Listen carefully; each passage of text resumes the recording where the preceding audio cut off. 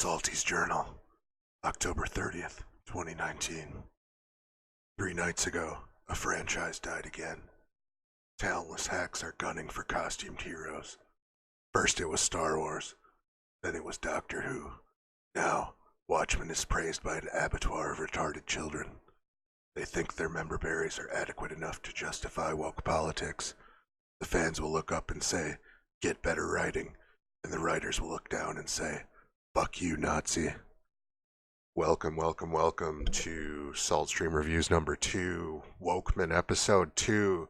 I have a nose for woke and this show smells like garbage. Admittedly, this last episode was slightly more palatable than the first one. um, it, So, how how episode 1 started, I imagine if you're here watching, it seems I get more viewers later than live, which is nice. I'm glad that I'm getting some views, getting some good comments. I'm enjoying the support that I've been seeing. I mean, so far it's only been a few people, but I mean, that's a few more people than I expected already, so thank you all. I don't have your names up. I know there's a Marv888 on D Live just followed. Thank you, Marv. Let me look back here. I know there is another. It's another. We were actually just chatting in my YouTube comments section the other day on the episode 1 review. So let me see if I can pull his name up here real quick. Dead air, putzing around. Putsy, full of fucksy.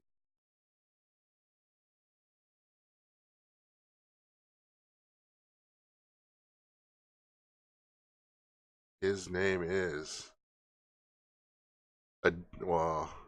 Indie Phantom on YouTube. No wait, no. Sorry, that was my first comment. But yeah, thank you, Indie Phantom. Thank you, Adino1 on YouTube. Moises Pinheiro, I believe, is the one that I was talking to. Thank you, Moises. If I'm mispronouncing that, I apologize. I haven't taken Spanish since high school, and all I can remember are the vowels. So, well, as you can see up here, throughout the episode today, we are going to go through all of the PDpedia files. I just kind of discovered this. So this show, I don't know if anyone's familiar with the comic, but after every issue of the comic, there's this few-page excerpt of reading material that expands on the world, which I have to say is, one of my favorite things about the graphic novel. It adds a lot of detail to a very detailed world, but I see this as lazy writing as far as the TV show goes. The fact that they have to have excerpts published online to clarify their garbage plot points, and their garbage excerpts don't do a very good job of explaining their garbage plot points. But I do want to talk about the beginning of episode 2, where it kind of mirrors the beginning of episode 1. All right, so yeah, you had the Tulsa race riots, the beginning of episode 1, and you see, the kid with the flyer from World War I Germany. Well, it shows how the daddy got that flyer in the beginning of episode 2. Well, I mean, that actually happened historically. I'm not disputing that or saying racism doesn't exist like all the Reddit people would have you believe. I'm just pointing shit out here. So it starts off where this head German gets a writing wench and her typewriter to start publishing this flyer, basically telling colored people to fight for the Germans because they'll have a better position and in society and whatnot. And as this black guy picks up the flyer and is reading the flyer, a white guy on a horse strolls by and spits in his fucking face. Like, Like, I mean, God, even back then, I have a hard time believing that, you know, like a white, like he was like the white soldier probably outranked him. They probably couldn't do shit about it, but just still showing just two white guys and one of them spits on a black guy reading a flyer on passing a group of black guys. I really don't see that happening. I'm sure it has at some point in history, but I mean, that was just overkill, ridiculous racism, or uh, virtue signaling kind of bullshit, in my opinion. Um, Again, I'd like to reiterate the Tulsa race riots happened 98 years ago, and yet racism is worse today than it was then, right? I mean, that's what the people would have you believe, is it not? I mean, I'm not saying I do believe that. I think it's pretty obvious that I don't. But yeah, so hbo.com/pdpedia is where you can find these pdpedia resources for all sorts of shit. But yeah, so after we see the fine example of how white people are evil in the beginning, then oh god, where does it goes to the sister knight finding her beloved sheriff's corpse, and from the perspective of the old black guy. Um, so she takes him into her fucking secret lair. Not even the police station. Like, she abandons the goddamn crime scene. She doesn't report it. She takes the fucking guy that was found next to the sheriff's corpse and hides him in her lair. How does this make any goddamn sense for a police officer? Like, I don't care if you're wearing masks and you have all the goddamn autonomy in the world. Like, oh, it's a justified decision because she's wearing a mask and she's a woman, right? Like, it's Watchmen. Like, don't think about it. Fucking, that's one of my first gripes with that whole situation. Um, she she dumps a fucking coffee cup of pens out and starts filling the coffee mug. My first thought there was very sanitary. Like, you know how much dirt is probably in the bottom of that fucking coffee mug that just had pens sitting there? And she just throws it in the Keurig and starts, making coffee for this dude. Ugh, as she goes in her secret room and pounds on the cage and yells because she's so distraught. Like, that was very unconvincing to me. Like, anyway, so yeah, she gets dressed up in sister night outfit because she pretty much, I guess the way I saw it is like she knows she's gonna get called into the corpse scene, so she just puts on her costume right away and waits for the call while she's talking to much better actor Black Man, and I remember him as Garrick from Stargate SG-1 season 9. Uh, like, that was the first time I ever really was aware of him. I can't remember his real name, but I mean, he's a good actor. I do say. But anyway, so she gets the call, takes the coffee cup. Apparently, this guy can drink coffee in like a minute, full steaming hot cup of coffee. And oh god, I need some coffee. Anyway, excuse me. So, Sister Knight gets the call, takes his coffee mug, puts it in a plastic bag, and brings it to the fucking crime scene. As she gets to the crime scene, Looking Glass hops in the car, picks up the bag with the coffee mug in it, doesn't even fucking question her about it, sets it on the dash, and then we get that fucking cringeworthy I'm crying under this mask fucking scene. Like, I fucking love that guy as an actor. Whoever played, I can't think of his name, but I've seen him in a lot of shit. Look, that guy. I feel sorry for him as far as the writing goes. I really hope they do something well with this character in the show, but I guess I'm gonna call it right now. I think he's another fucking Nazi or white supremacist, whatever you want to call him. They're all the same words now in 2019, aren't they? Uh, and as they're having their heart to heart in Sister Knight's shitty car, fucking a Mothman paparazzi drops onto the fucking hood of the car. Uh, that I guess that just screamed to me like a member berry at that point. Hey, remember there was a moth guy in Watchmen? Hey, this show is Watchmen, right? Hey, remember Watchmen? Tick tock, Watchmen. God. So these stupid ass mechanical winged Mothmen paparazzi are getting dropped by some EMP gun that the police have. Is at least that's what it looked like to me. Um, but just having so the police. So what you're, I guess, are the Mothman camera people technically in a disguise in masks, or are they just, oh, it's just wingsuit? We're not wearing masks. We can, Watchmen, right? Anyway, so after this particular stage in the game, Sister Knight goes to the Woke Center for Wokeness in Wokeville, Oklahoma, and starts, excuse me, uh, woke or woke woke. God damn it, I lost my train of thought.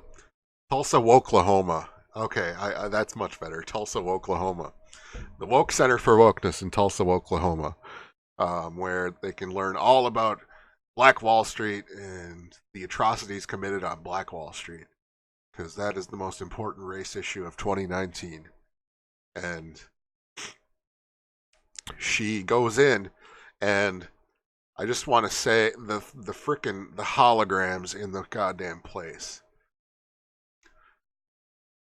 How do you have holograms but not computers and cell phones?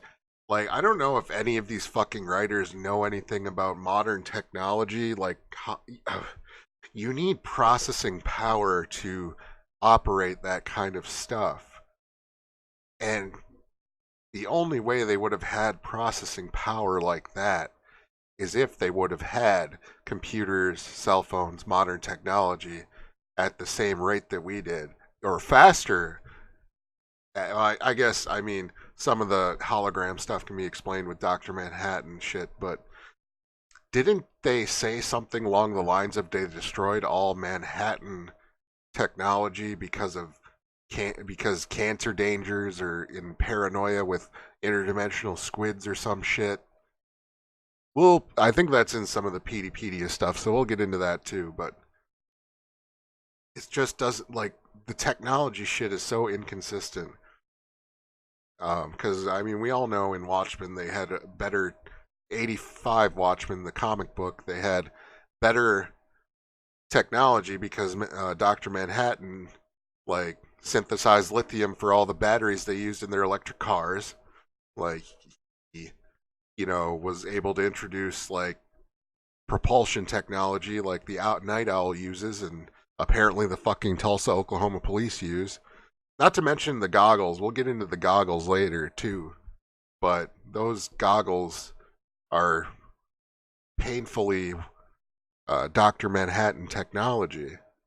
That really, I thought they destroyed all Doctor Manhattan technology. Did they not? I mean, am I fucking going crazy here? So in the woke Center for Wokeness in Oklahoma, she goes up to this kiosk where they have automated DNA test dispensers where you can find out if you're entitled to redfordations. Uh, if you or any of your family were spawned by any of the black people that were Displaced from Tulsa, Oklahoma, you are entitled to free money. That's exactly why reparations in the real world will never work and probably will never happen. If they do, Jesus Christ, it's probably going to be the same reaction as the show, where with the white. I mean, I guess I'm thinking fast forwarding to when Jim Beaver's on the porch and he says something along the lines of putting those red predations to work. Huh? That's exactly how I see people reacting if reparations ever happened in the real world. So I mean, I guess it's not that much of a stretch, I guess, that particular scene, but in the context of the whole Tulsa, Oklahoma is now 90% black and every white dude's a racist in the town, you know. Uh why would you set a fucking show in Tulsa, Oklahoma? And I don't know if you've been to Oklahoma or anybody. There's black people, but there's way more white people. Anyway. So we get the DNA dispenser. She tests the DNA of the cup, pretending to be the old guy, because the goddamn kiosk is so sophisticated it can respond to you without any fuck ups, unlike every other automated system in modern day times. Here, in real life I've ever seen. Have you ever been on an automated call and the fucking automated thing has gotten every response you've said right? I know I haven't. And I tend to, I would say I try to be as clear as possible on those goddamn things. But yeah. So after she gets the DNA tested, she I she leaves the fucking old man all day in her place, just chained to the goddamn desk, handcuffed. She doesn't like leave him a bucket to shit in. She only gives him a cup of coffee, so he's probably got to piss in the next hour, you know. How I mean, the least she could have done is thrown him in a fucking, you know, her super secret cell with a bathroom or something, Maybe some, handicap grips so he could get around the bathroom and shit. But no, she just leaves him all day, hours. I would say, yeah, from sunrise to sunset, probably a good 12 hours. She expects him to be chained to the fucking desk and not shitting his pants. Uh, but yeah, I mean, it's kind of like the rule. It's kind of like the the Flash's secret prison on the CW show is like, oh, they don't need bathrooms or nothing. They'll just hibernate in these fucking cubes for the rest of their lives. They don't need to shower or have any food or nothing. Uh, just missing shit like that in a television show is just very poor. I don't know if I want to call it writing or producing or just continuity in general, but my god, like if if I can sit here and and fucking, you know, find holes in every single part of your goddamn show, then everyone else can too. I'll put it that way. So, um, where were we? So she just gets done testing his DNA at the Oklahoma Center for Wokeness, and she heads home. I believe at this point, if I maybe I'm getting my timeline mixed up, but she heads home, and Jim Beaver's sitting on her porch, and they didn't have to spell this one out. Thank Christ, they actually it's her kid's biological grandfather. They didn't specify if it was the mother's father or the father's father. Um, but I mean, at least they could give us something where we could puzzle it out on our own without having to, be like, have the characters spell it out for you completely stupidly and just assume that the audience is retarded. Anyway, Jim Beaver makes the funny red Ferdations comment. Uh, I mean, they did kind of two things. I mean, that part was funny, like, and I know they're portraying him as a racist, which I mean, yeah, I'm not I'm not against all portrayals of racism. I guess it was funny in the context. But then they like had him panhandling to her for the Redford date. You know what I mean? Like, I'll leave if you write me a check. Is like, you can't just reschedule a weekend like a fucking divorced parent. You gotta. I mean, on the day that the chief of police died, I'm sure he heard about it. He's probably a fucking Seventh Cavalry member for all we know. He probably strung him up. But that's neither here nor there. So yeah, the husband, like, this is the thing that gets me though. The husband is hiding in the house with the kids the whole time and isn't a fucking man enough to send Jim Beaver off his Porsche. He has to have his wife pay him off when she gets home before Jim Beaver decides to leave. And then we get this fucking absolute cringeworthy dialogue after she comes in and they're talking. Are we safe, Angela? Are we safe? Oh my fucking god, dude. Like, take your testicles out of her purse and fucking get a gun. Jesus Christ. Like, anyway.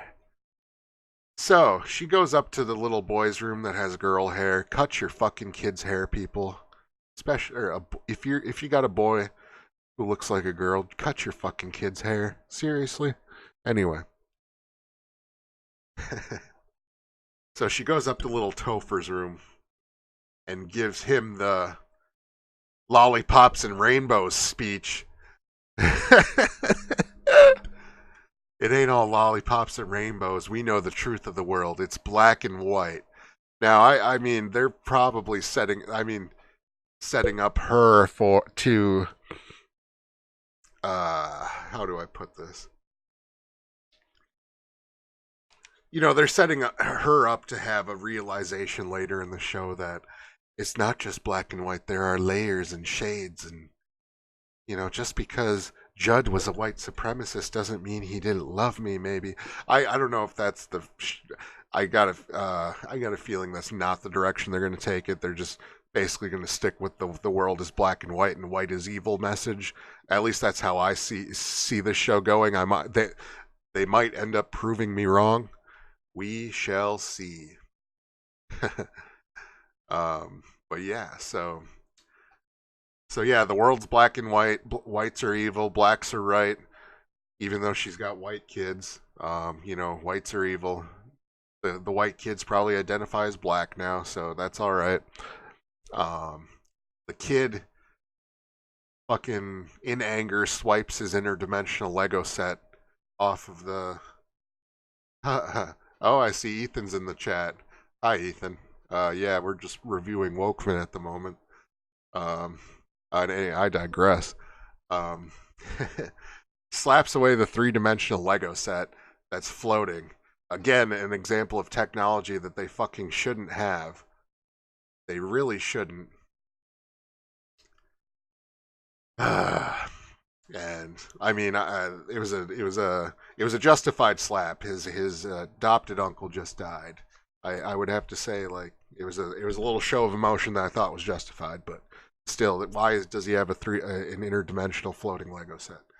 So then after that, can I watch TV? He asks his mother, and his mother says sure. And then they go start watching TV, and there's a segment on the television. Excuse me. I can't remember what the actual segment was called. It was basically a recap. See you later, Ethan. Thanks for joining.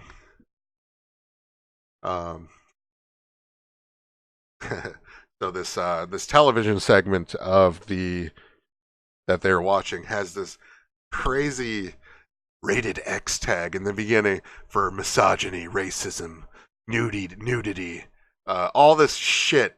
And then what we see in the fucking segment is just a segment of one of the hooded justices' takedowns of a store robbery, essentially, and which was also, in my opinion, probably the best part of this show so far, and that's not saying much because it was good. It was good to see a little actual Watchmen in there, with a little snippet of Hooded Justice taking down some people, and him that ending where he smashes the dude's head against the counter multiple times. I was laughing.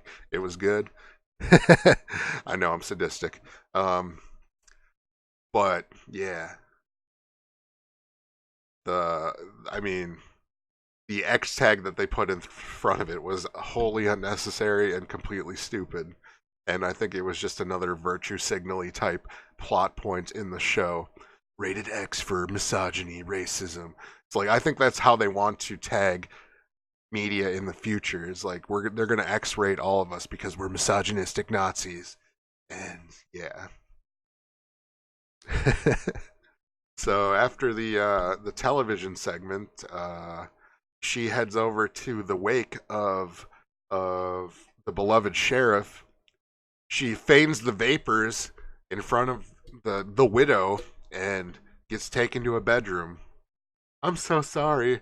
I should have been taking care of you. Yeah, you fucking should have been taking care of her instead of faking some goddamn vapors and trying to pass out to infiltrate their house with goddamn night owl goggles. So in one of these PDpedia articles, it explains that Dan Dryberg, the second night owl, is in custody and now basically being forced to make replicate his own tools and technology for the police departments is what I got out of that. I don't know if it explicitly said all of that, but that's kind of the explanation I got. And but the thing that bothers me, in I guess I haven't gotten to the end of the graphic novel yet. I'm still going through it. I'm on chapter 7, I believe, maybe 6. But I guess I'm very familiar with the movie, and I I didn't think that Dan Dryberg, the Night Owl's secret identity was revealed at all. Um, at least it wasn't in the movie, and I haven't seen any indications that it has been in the graphic novel. Like I said, I'm still reading through that slowly but surely. I'm doing my research, and so Dan Dryberg is in prison because to replicate Night Owl technology, but yet Lori Smith or Lori I can't even pronounce her Polish name, but now she goes by Lori Blake. And in one of these PDpedia articles, it was revealed that she not only was the Silk Spectre, but after she found out the comedian was her father, she changed her name to Lori Blake and became another alter. She got another costume. She called herself the Comedienne. So she actually became the second comedian. How? She was nothing like the comedian. I mean, just because the comedian was her father, I don't think it doesn't mean. Uh, like that. See, the way I imagine that would have gone down, I guess, is she would have just kept her name, the name she had all her life, and she wouldn't have really made it public that the comedian was her father. Because Hollis Mason already wrote a book talking about how the comedian raped her mother. So why would she just go and be like, hey, that remember that guy that raped my mom? He's actually my dad, and I love him now, and I'm gonna name my fucking new alter ego after him. Just another example of complete garbage writing that they're just trying to tie in with the original graphic novel. Not to mention, this is just another bad reboot. Yeah, yeah. So, yeah. I don't know if anyone is familiar with Bad Robot. Nerdrotic, Gary Nerdrotic and Dictor Van Doomcock can explain Bad Robot for you as much as they want, but I'll have a brief summary here. So, Bad Robot is the production company, I believe, J.J. Abrams of J.J. Abrams. Damon Lindelof, the writer, producer, director of the show, I don't know if he's the director, but is a bad robot, is from the school of bad robot, is how Nerdrotic puts it. Um, they all have this pretty similar mystery box writing style, and when they can't think of a fucking mystery box, they just take whatever franchise they're in, they'll take all of the better ideas that were in the past of this franchise and just rehash it. So in this episode, I could see that a hell of a lot more clearly with Sister Knight going around finding finding her beloved sheriff's clan outfit in the closet, exactly like Rorschach finding the comedian's outfit in his closet. And it's I'm just expecting more of that in the future episodes. More, shot for shot scenes where they just redo it and they call it a homage to the movie or whatever. Because hey, remember Watchmen, right? So sorry, I'm kind of hiccuping here. If I'm cutting out. Ugh. So anyway, Wokeman. Finding the costume. So yeah, she puts on the night owl glasses, goes snooping around his house, gets to his closet, finds finds his KKK outfit. Um, and so my first thought was, well, after she steals it and gets back to her secret lair, my first thought was, wouldn't I mean I'm guaranteed the wife knew about the KKK outfit. I guarantee she knew it was in the closet. I guarantee that for a fact. And yet, Sister Knight still steals it and brings it to her lair and expects nothing to come of that. And to be honest, probably nothing will come of that because the writing is that terrible. But something should come of that. I mean, maybe I'm wrong. Maybe something will. But stealing, it's just. Anyway, so yeah. The skeletons in the closet she found. She gets to the old man. She's like, there's a bit of funny dialogue where he's like, I didn't mean literal skeletons, which was fucking hilarious. Because, yeah, I was thinking the same thing. Like, she goes around snooping in the closet because the guy makes a fucking skeletons in the closet, like, comments. Like, that's a phrase, a saying. It's not really anything to be taken literally. But she did, and well, I guess she did find something, but that's just shit writing, isn't it? Uh, Hold on a sec. I'm gonna mute the mic for just a sec so I can blow my nose.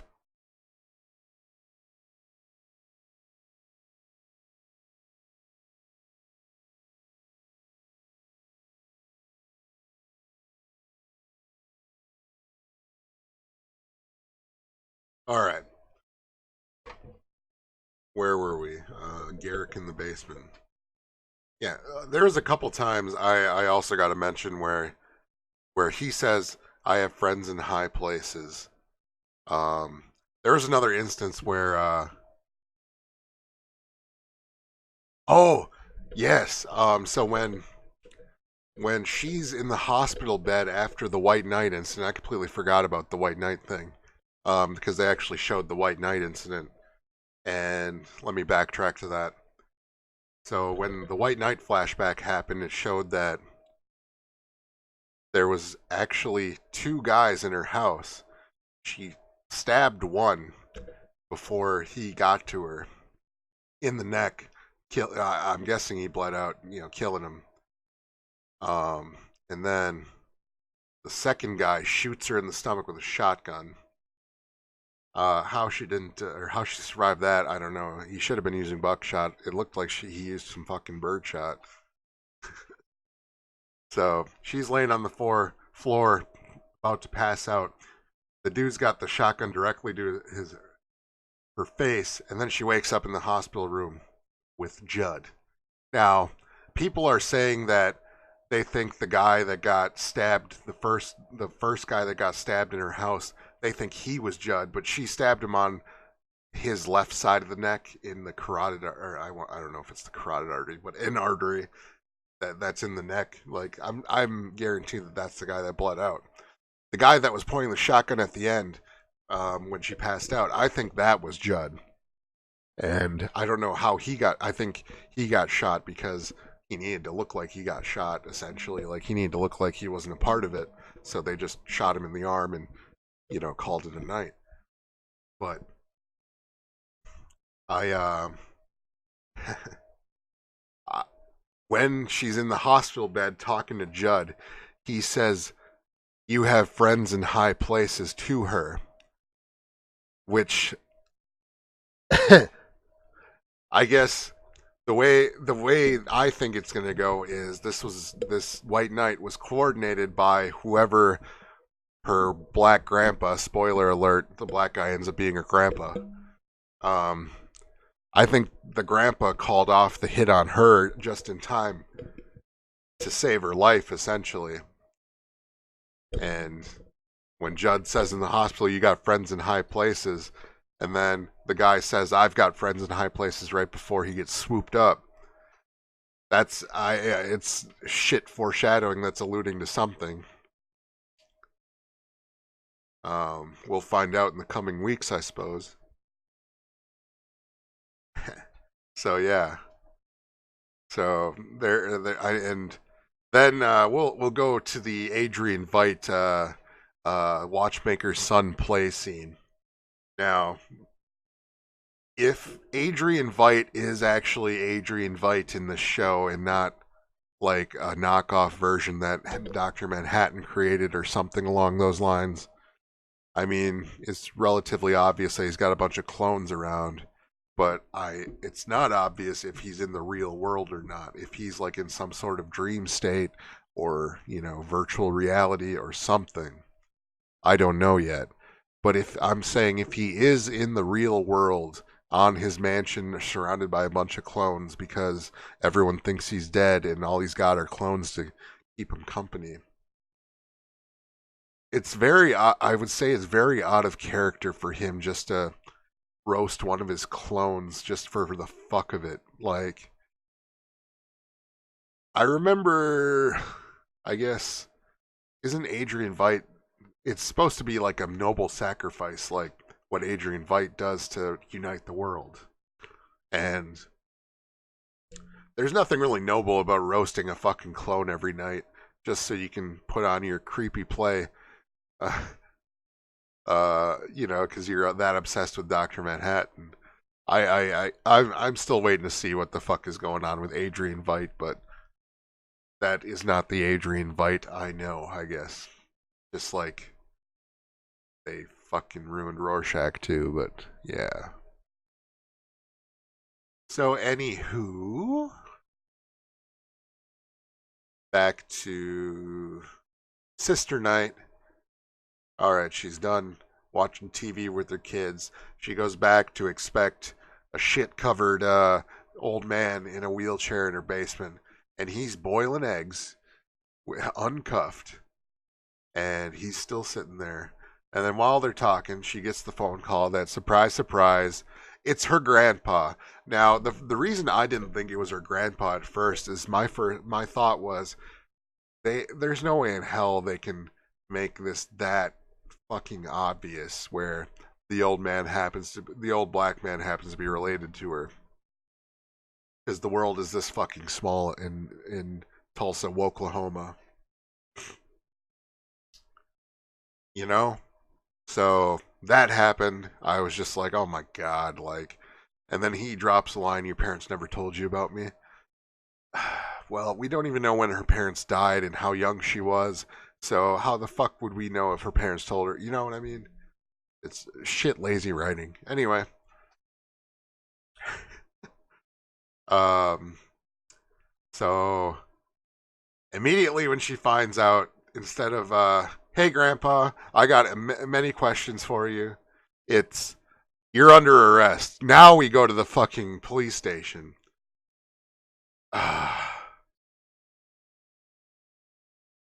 Like you should have done this 12 hours ago, bitch. Really, seriously. Yeah. I just don't even know. Uh, so like not to mention the I'm going to backtrack a little to the crime scene here for a quick sec. Not to mention the complete incompetence of the crime scene investigators that couldn't find wheelchair tracks, couldn't find her car's tracks, couldn't find any footprints in the grass leading away from the goddamn, scene of the crime. Like no one like I really hope Looking Glass gets a fucking arc where he thinks it's sister night and goes after her because that's I just want to see that happen, and I really hope they do it or they put her in her place a little fucking bit instead of just being like strong, powerful women, always right. Whatever she does, it's fucking gold. So we just got to roll with this story. Uh, oh my god, I'm so sick of the shit in my fucking television, movies, everything, comic books. Not that I read that many comic books, but I've been starting to get into them, and I I I I really wish I would have got into them younger. Like, because when I was a kid, I live, in a really small town in the middle of buttfuck nowhere. There wasn't any comic book shops. If yeah, there wasn't, I didn't even know what a comic book was really until Spider-Man, the animated series, and Batman, the animated series. Even then, I thought it was just a cartoon. Excuse me. And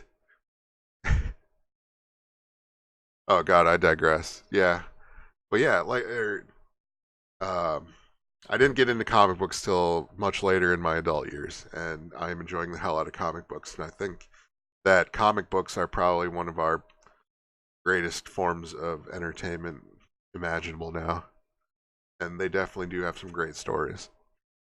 I mean, Watchmen, the graphic novel, has been a fucking treat and a half. I mean, I've always been, a book reader. Like, I've been a major science fiction fantasy novel reader. Like, that's pretty much all I had in this small ass town was a library to entertain me because this was before I was gonna say I got dial up internet when I was like 7, 8, but that was for Dad's work computer, so I didn't really get much chance to fuck around on that. And then when I was like 13, Dad finally got cable internet, and I was fucking floored at that. But of course, it's the family computer in the living room that I can't do shit on besides play RuneScape for 1 hour a night. So you know how that goes. The only reason I love being an adult more is I have a fucking internet connection to my own computer. Oh god, I'm burping. I'm sorry. Anyway, back to the ending of this episode. Grandpa's under arrest because reasons now, like because now it's relevant to have him under arrest. She throws him in her car, and then out of nowhere, an airship drops a fucking super magnet and picks up the car and flies him away. And she just is left sitting there going, "What the fuck?" And honestly, I actually enjoyed that part of the episode. Um, I did not really see it coming. Airships do exist, and that was a pretty cool like scene. That was besides the hooded justice part. I would say that would be my next favorite part of this show. But everything else is woke garbage. Woke garbage. But yeah, it was funny. That particular part. Um, so now she's got to go to the. I mean, if she even does this, or she's probably just gonna be a dumb bitch and just pretend like nothing happened and be like, "Oh, we're still looking for suspects." Um, but yeah, I mean, what she should do is she should go to the police station and right away tell them that she fucked up hardcore and lost the only like person who knows what the fuck is going on. And then if she does do that, she's gonna have to tell them that it's her granddad, and that just adds conflict of interest. Um, But yeah, so we're done with essentially the recap of the episode, but I do want to go back to one particular part of the episode where they're at the crime scene in the beginning, and Looking Glass says something to the others, and the Red Scare guy goes, "Are you in charge now?" And Looking Glass goes, "No." And then Red Scare is like, "Well, then who the fuck is?" In a fucking police station, militarized style organization, there's a clear chain of command where there would be someone already assuming the leadership position because they are next in line, and that's just the way it is. How the fuck do they not have, like, they're just gonna follow along and go beat up a fucking trailer park with Red Scare because they're pissy? Like, it's funny because like that scene, I'm sure they meant to do this, but showed the police going up against the trailer park guys. I don't think they were showing how. I think they were trying basically to show how police treat black communities is essentially how they think about it. But instead, they put it on, or they in the show they put it on a white community. So A, to avoid the woke backlash, and B, basically because white people are evil anyway. So are they really gonna, or later on in the series, are they gonna have a life lesson and come back to that point and say, "Oh, probably wasn't a good idea to fucking beat up all those white people that were just, in there. They were. It wasn't even a trailer park. It was a fucking RV park." But anyway, I really don't think that they're gonna revisit that again, and it's just gonna be like it's okay to be obnoxious against white people because reasons. But yeah, that was the recap. I think I've pretty much explained throughout what I thought of it. I it's still garbage. There's a there. I mean, member berries cannot save this show. It is fucking like again back to the bad reboot thing. The School of Bad Robot. It's like you can tell that they're just like with the newsstand. There's going to be catastrophe, or by the end of the show, there's going to be some sort of mass murdering catastrophe in Oklahoma that they're going to blame on something else. Um, I can't tell who the actual perpetrator of this is. I don't think it's Adrian Veidt, although it's kind of make. I think Adrian Veidt might be actually be a pawn somehow. Um, we'll see. We will see because, I mean, by the preview images we got, it looks like it's going to be end the exact same way. There's going to be some sort of false flag catastrophe that they're trying to reunite the world with, and then of course Sister Night is probably going to be there to stop. I don't think she's going to die at the end like Rorschach did because she's a strong woman of color. She can't have that now. I think Looking Glass is going to be the one that gets it by the end of this series somehow, because he's got the one that's the most Rorschach-like look, and I think they're going to kill him off the same they killed Rorschach. And you know, if I mean, it does look by the previews that Doctor Manhattan comes back at the very last episode, which is A, horseshit, and B, just to give you some member berries. All right, so with that, let us start going through the PDpedia. We'll start from the bottom up, and I've got them all tabbed here. So, memorandum: Anti-Vigilante Task Force, or two Anti-Vigilante Task Force from Agent Dale PD, September 1st, 2019. Veidt and Rorschach. I'm not going to read this whole thing. I'm just going to kind of recap it. So it looks like Rorschach's journal was found by the uh, New Frontier. Let's see. Dr. Manhattan abandoned Earth amid a now disputed. Allegation that his electromagnetic energies were carcinogenic. They were not. Assessments filed by a court-appointed psychiatrist indicate that Kovacs was a profoundly alienated individual. We all know that. Avid reader of the New Frontiersman, an extreme right-tilt tabloid, prone to yellow journalism and Red Scare paranoia, who's editor of the period. It appears Kovacs read the newspaper. I don't really have a whole lot to say about this yet.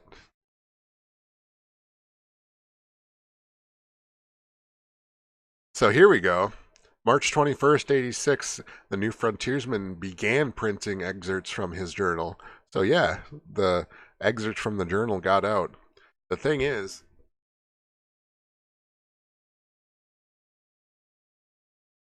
um, I don't know if all of Rorschach's dialogue was a journal entry or not. So anyway,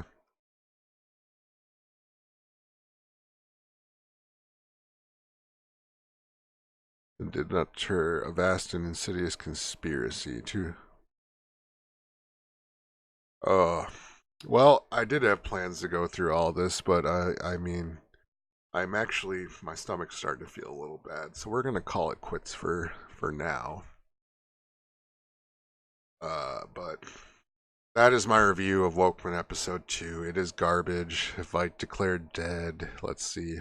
Tales of the Black Marshal, like that's fucking relevant. Anti-Vigilante Task Force. This is, yeah. This is the Bring Back Technology memo where, hey, your department's getting a computer finally. United States Court of Appeals, State of Oklahoma, City of Tulsa. I think this is probably a Redfordations document.